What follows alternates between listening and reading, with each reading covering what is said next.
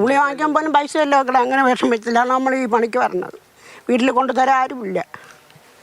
അപ്പോൾ നമുക്കിതൊക്കെ വിഷമല്ലേ, വിഷമ സങ്കടമാണ്. ഉള്ളി പോലും ഇല്ലാതെ തല കറങ്ങുന്നു, വീണ് പോയാൽ അവിടെ കിടക്കും. അങ്ങനെയാണ് നമ്മളെ ജീവിതം. നമ്മളീ വാർത്തയിലൊക്കെ കാണാൻ കേൾക്കുകയൊക്കെ ചെയ്യാനല്ല, നമ്മളാകെ തറന്ന് തന്നെ ഇരിക്കണം.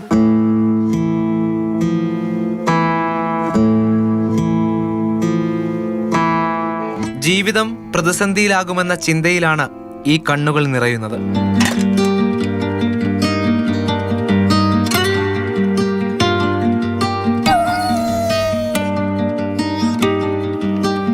സ്വയം അധ്വാനിച്ച് ആഹാരം കഴിച്ചവർക്ക് ഭാവിയെക്കുറിച്ചോർത്താണ് ഭയം.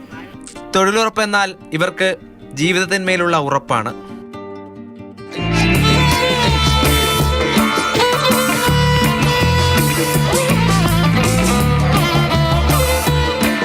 മനസ്സിൽ നിറയെ കൂട്ടായ്മയിൽ വിരിഞ്ഞ ചിരികളാണ്, പങ്കുവയ്ക്കലുകളാണ്. തൊഴിലുറപ്പിൽ വന്നിരുന്ന മരുന്ന് പോലെ തന്നെയാണ്. നമുക്ക് അസുഖം അല്ല, എല്ലാവരും അങ്ങോട്ടും ഇങ്ങോട്ടും അവരോട് അസുഖങ്ങൾ പറഞ്ഞും നമുക്ക് ഇന്ന അസുഖങ്ങളുണ്ട്, നമ്മളെ വീട്ടിൽ ഇന്ന ദുഃഖങ്ങളുണ്ട്. അത് നമ്മളെ വീട്ടിലിരിക്കുമ്പോൾ നമുക്കത് ആരോടും പറയാൻ ചിലപ്പോൾ നമുക്ക് പറ്റില്ല. നമുക്ക് ആഹാരം കഴിക്കണതിന് ഒരു കൃത്യനിഷ്ഠയുണ്ട്. തൊഴിലുറപ്പ് പദ്ധതിയിൽ കേന്ദ്ര സർക്കാർ മാറ്റം കൊണ്ടുവരുമ്പോൾ തൊഴിൽ എങ്ങനെയാകുമെന്ന ചോദ്യമാണ് ഉള്ളിലുള്ളത്.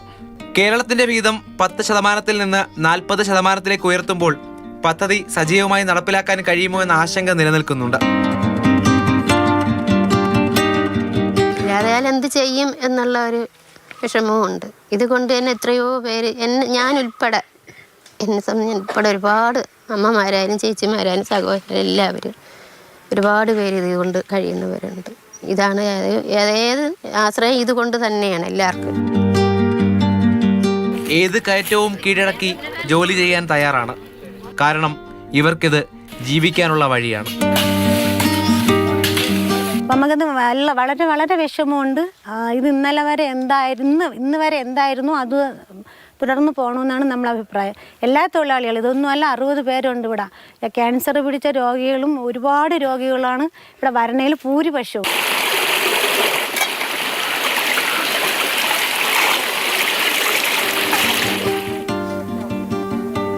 പദ്ധതികളും നയവും ഒക്കെ മാറ്റുമ്പോൾ മനസ്സിൽ ഓർക്കേണ്ടത് ചില മനുഷ്യരെക്കുറിച്ചാണ്. പ്രാദേശികമായ പരിഗണന ഏത് മാറ്റത്തിലേക്ക് പോകുമ്പോഴും നമ്മൾ ചിന്തിക്കണം. എല്ലാ മാറ്റവും ചുറ്റുമുള്ള മനുഷ്യർക്ക് വേണ്ടിയാണെന്ന ചിന്തയാണ് മനസ്സിൽ വേണ്ടത്. ഇവർ പറയുന്ന, പങ്കുവയ്ക്കുന്ന ഒരുപാട് ആശങ്കകളുണ്ട്, ഒപ്പം പ്രതീക്ഷകളും. നെല്ലൈ മുരുകനൊപ്പം രാഹുൽ ജി നാഥ്, മാതൃഭൂമി ന്യൂസ്, തിരുവനന്തപുരം.